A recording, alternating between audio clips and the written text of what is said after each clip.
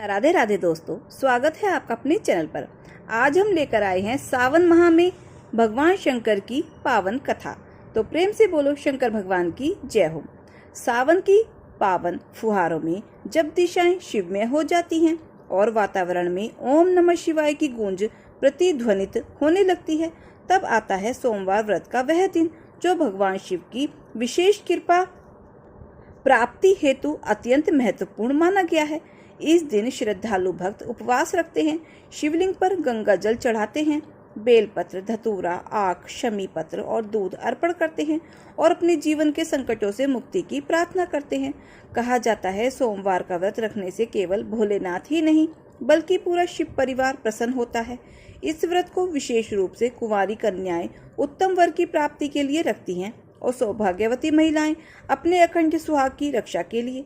शिव उपासना के साथ व्रत कथा का श्रवण और पाठ विशेष फलदायी माना गया है।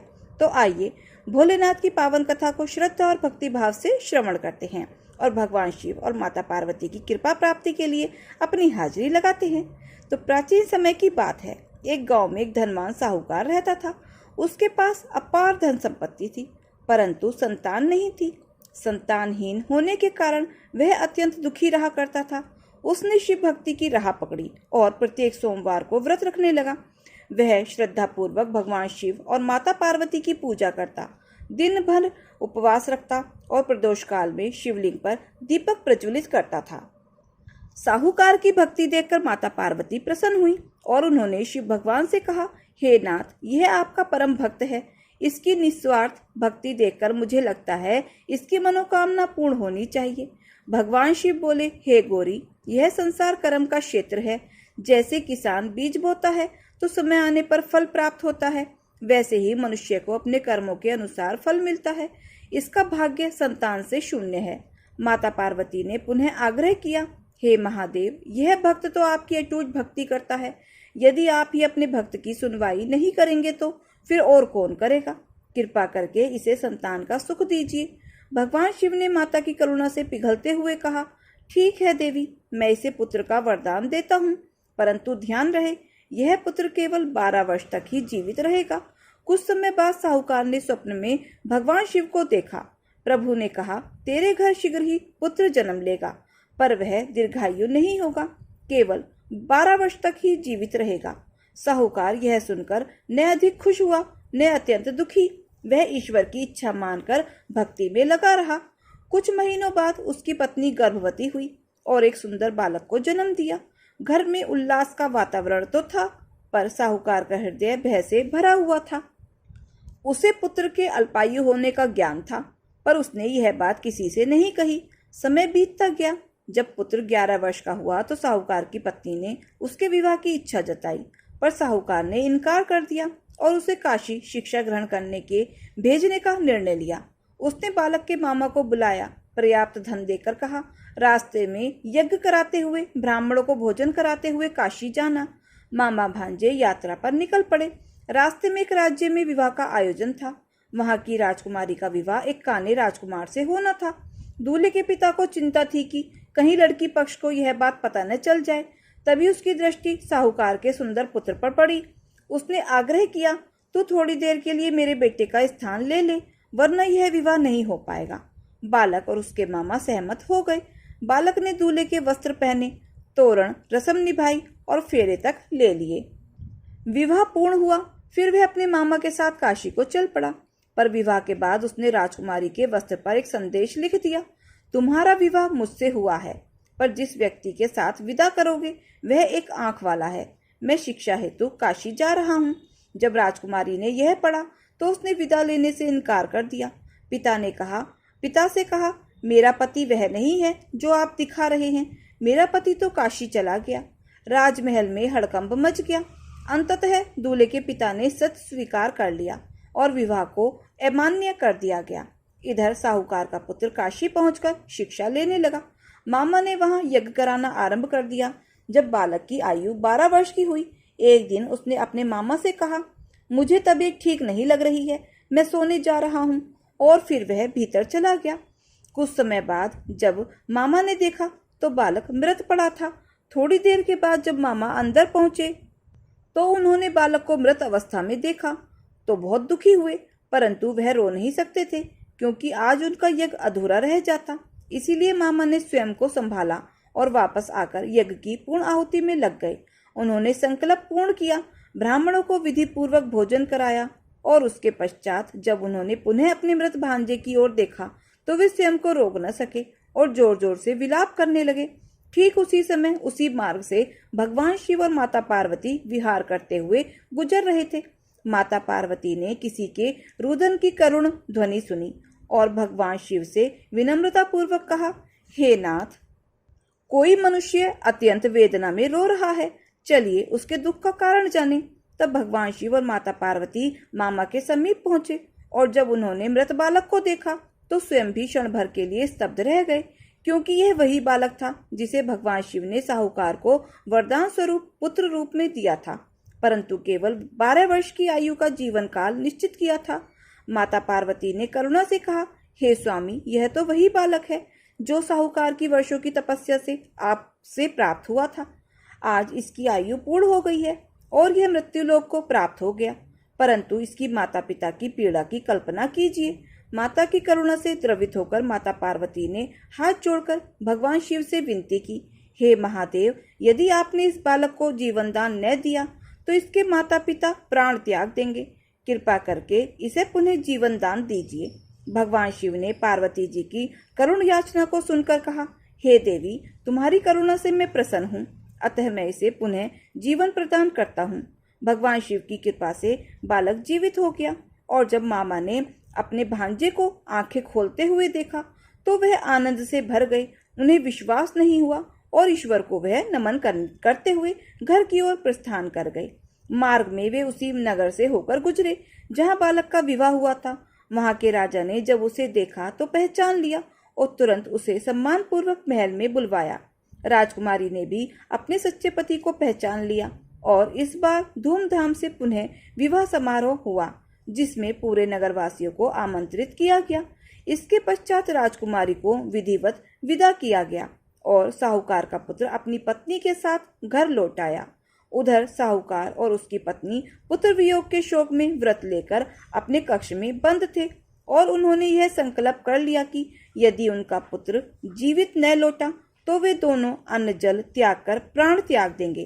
तभी मामा ने दरवाजे पर आकर पुकारा, आपका पुत्र जीवित है और वह विवाह कर वापस लौट आया है।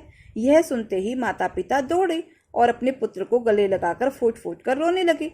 पूरे परिवार में हर्ष और उल्लास का वातावरण फैल गया और सभी ने भगवान शिव की कृपा का गुणगान किया। यह सब केवल भगवान शिव की कृपा और सोमवार व्रत की शक्ति का परिणाम था, जिसने कल्पायु बालक को दीर्घायु बना दिया। इसीलिए जो भी भक्त सच्चे मन से सोमवार के दिन व्रत करता है, भगवान शिव की कथा का श्रवण करता है अथवा दूसरों को सुनाता है, उसकी सारी मनोकामनाएं पूर्ण होती हैं और समस्त कष्ट दूर हो जाते हैं। तो प्रेम से बोलो विष्णु भगवान की जय हो, शंकर भगवान की जय हो। दूसरी कथा के अनुसार नवग्रहों के माता पिता कौन हैं? सबसे पहले की बात करते हैं सूर्य ग्रह की, जिसके पिता महर्षि कश्यप और माता अदिति हैं। सूर्य देव पंचदेवों में एक माने जाते हैं। इनकी 2 पत्नियां थीं, संध्या और छाया।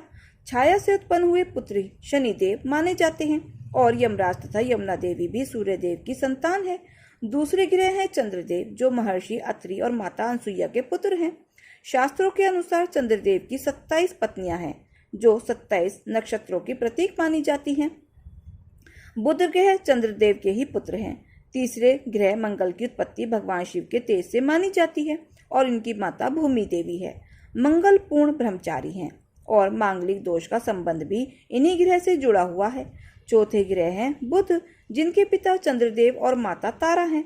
बुध को समस्त वेदों और शास्त्रों का ज्ञान गुरुदेव बृहस्पति से प्राप्त हुआ था। देवगुरु बृहस्पति जी से प्राप्त हुआ था। इनकी पत्नी का नाम ईला है और इन्हीं से चंद्रवंश का प्रारंभ माना जाता है। 5वें ग्रह हैं बृहस्पति, जो देवताओं के गुरु हैं। इनके पिता महर्षि अंगिरा और माता स्वरूपा हैं तथा इनकी पत्नी का नाम तारा है।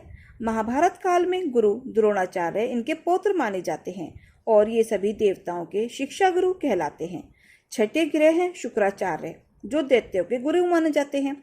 इनके पिता महर्षि भृगु और माता का नाम काव्या है। इन्होंने कठोर तपस्या कर भगवान शिव से मृत संजीवनी विद्या प्राप्त की थी। इनकी पत्नी का नाम जयंती है, जो देवराज इंद्र की पुत्री थी। 7वें ग्रह हैं शनिदेव, जो भगवान सूर्य और छाया के पुत्र हैं, परंतु शनि का स्वभाव अपने पिता से पूर्णतः विपरीत है। ये कर्मों के अनुसार दंड और फल देने वाले न्यायप्रिय देव हैं। इनकी पत्नी का नाम धामिनी है। 8वें पुत्र और 9वें ग्रह हैं राहु और केतु, जो समुद्र मंथन के समय अमृतपान करने से पूर्व स्वर भानु नामक दैत्य थे।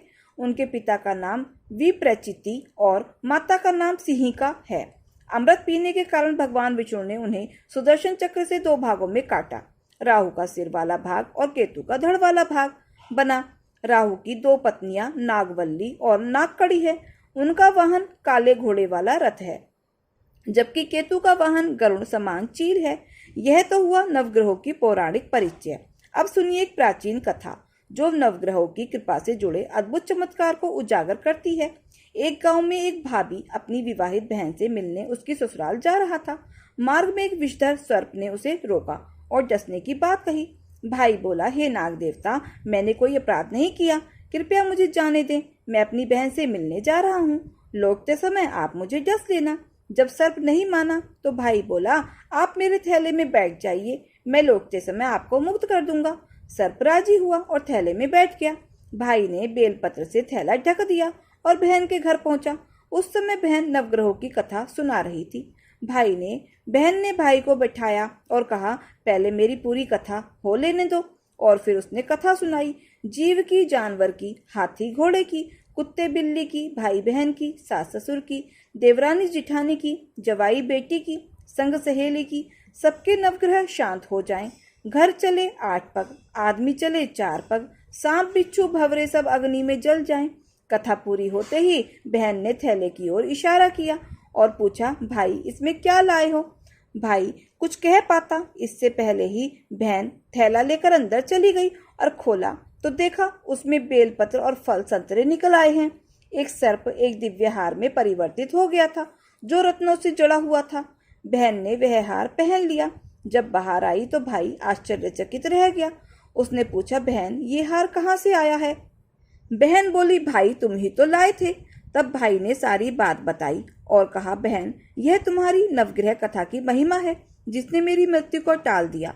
कुछ दिन बहन के घर रहने के बाद भाई जब विदा होने लगा तो बहन बोली, भाई ग्रह भारी हैं, घर जाकर भाभी से कहो कि वह नवग्रहों की कथा कहे। भाई ने घर जाकर पत्नी से कहा, हम दोनों मिलकर नवग्रहों की कथा कहा करेंगे। तुम कहो तो मैं सुनूं, मैं कहूं तो तुम सुनो। फिर जल चावल चीनी लेकर बैठ गए और कथा कही। जीव की, जानवर की, हाथी घोड़े की, कुत्ते बिल्ली की, देवरानी जिठानी की, सास ससुर की, जवाई बेटी की, भाई बहन की, सबके नवग्रह शांत हो जाएं। घर चले 8 पग, आदमी चले 4 पग, सांप बिच्छू भंवरे सब अग्नि में जल जाएं। इस प्रकार जो कोई भी नवग्रहों की कथा श्रद्धा से कहता और सुनता है, उसके जीवन के सारे संकट, बाधाएं और दोष दूर हो जाते हैं। ग्रहों की शांति बनी रहती है और जीवन में सुख समृद्धि आती है। तो प्रेम से बोलो, नवग्रह देवता की जय हो, भगवान भोलेनाथ की जय हो। दोस्तों, ये कथा कहानी आपको कैसी लगी कमेंट बॉक्स में जरूर बताएं, और अगर अच्छी लगी हो तो प्लीज़ वीडियो को लाइक शेयर और सब्सक्राइब अवश्य करें। अपना प्यार और सहयोग दें। मिलते हैं फिर ऐसे ही नई कथा कहानियों के साथ। धन्यवाद। शंकर भगवान की जय हो।